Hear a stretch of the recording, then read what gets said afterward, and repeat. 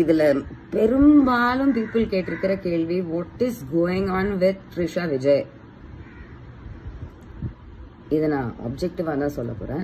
எனக்கு I don't like Trisha at all, but அதை வந்து I won't let it colour my gauge of what's happening. சரியா? Also எனக்கு விஜய் ரொம்ப பிடிக்கும்.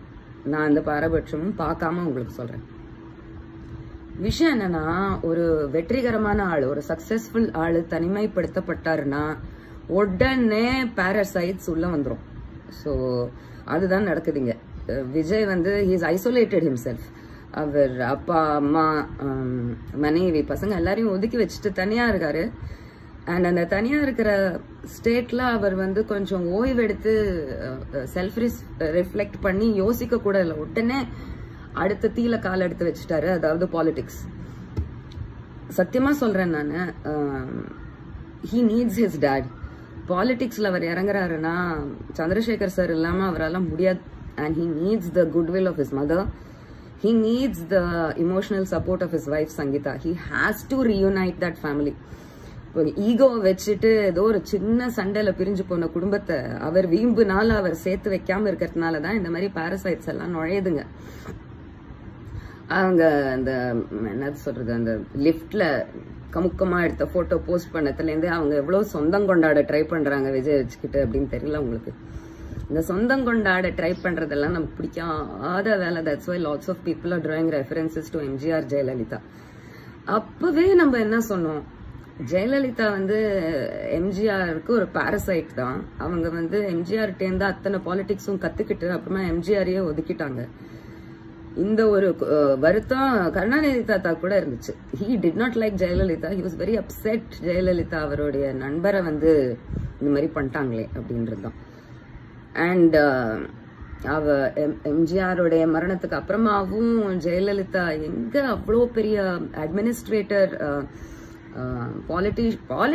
பாலிட்டிக்ஸ் நல்லா பண்ணாங்க. பட் மற்றபடி ப்ரோக்ரஸ்க்காக நிறைய விஷயம் ஆரம்பிக்கப்பட்டு நின்றுச்சு தானே. ஸோ நல்ல பேர் வாங்கறதுக்கு நிறைய பண்ணிக்கிட்டாங்க அவங்க.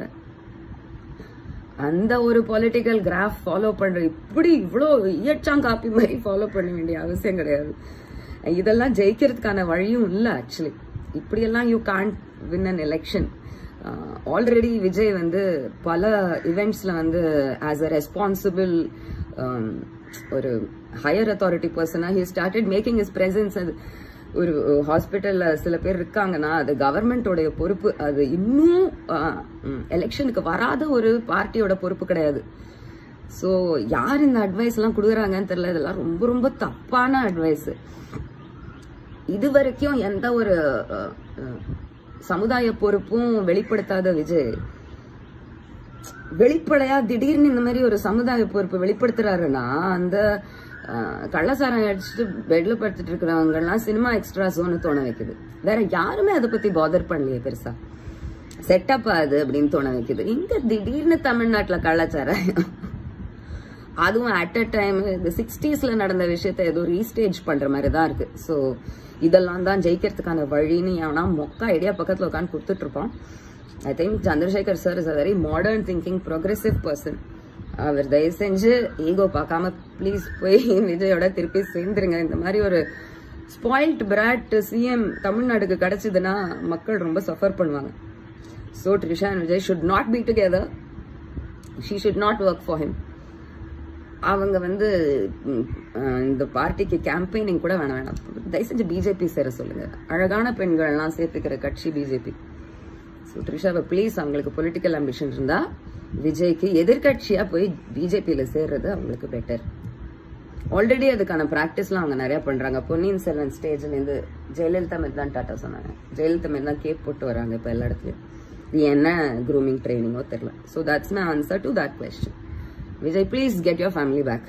யூ டோன்ட் நோ நீங்க என்ன அராத்துத்தனம் இப்ப பண்ணிட்டு இருக்கீங்க. இந்த மாதிரி குடும்பத்தெல்லாம் உதச்சு தள்ளிட்டு அங்க கோயிலா போய் உங்களுக்கு கும்பிட்டுட்டு இருக்காங்க. நீங்க என்னன்னா I don't know what nonsense he is doing. So very immature behaviour.